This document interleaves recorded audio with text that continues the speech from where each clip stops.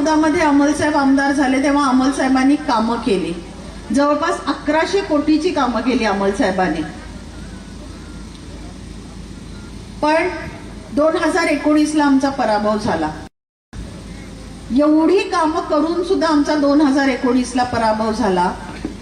आम्ही खूप विचार केला त्याच्यावरती की एवढी कामं करून जर आपण पराभवाला सामोरं जात असू तर नक्की लोकांना काय हवंय, खरंच विकास पाहिजे का, खरंच त्यांना कामाची गरज आहे का. आपण एवढं काम करून, आपण एवढा वेळ देऊन लोकांनी 2019ला आपल्याला निवडलं नाही आणि हे कायम आमच्या मनात प्रश्नचिन्ह राहिलं.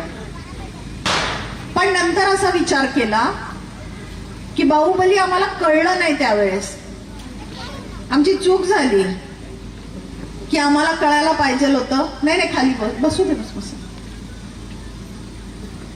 आमची चूक एक झाली ते म्हणजे आम्हाला कळलं नाही की राजकारणामध्ये काम कमी आणि उद्घाटन जास्ती करायची असतात.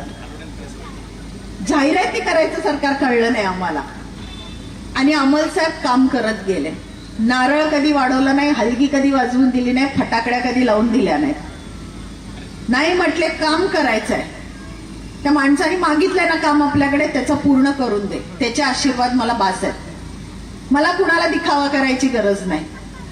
आणि त्याचा परिणाम झाला असा की 2019 मध्ये तुमचे आमदार निवडून आल्यानंतर या मतदारसंघाचे,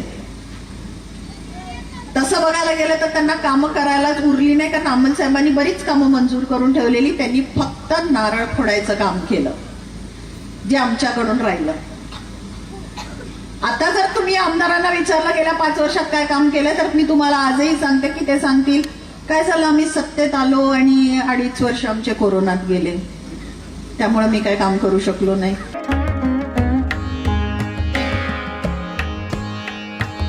सणासुदीचा आनंद द्विगुणित करा वारणा उत्पादनांसोबत.